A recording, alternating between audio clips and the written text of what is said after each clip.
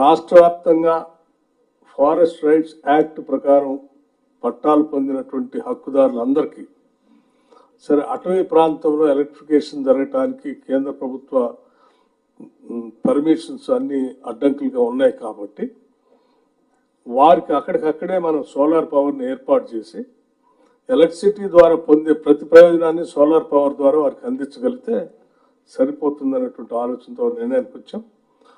ఆ రకంగా పోడు భూములు వ్యవసాయం చేసుకునేటువంటి వాళ్ళందరికీ ఎక్కడైనా ఎలక్ట్రిసిటీ అందుబాటులో లేకపోతే మేము ట్రైబల్ వెల్ఫేర్ డిపార్ట్మెంట్కి 2-3 రోజుల్లోనే ఆదేశాలు ఇస్తాం. అన్ని చోట్ల మొత్తం ఈ ట్రైబల్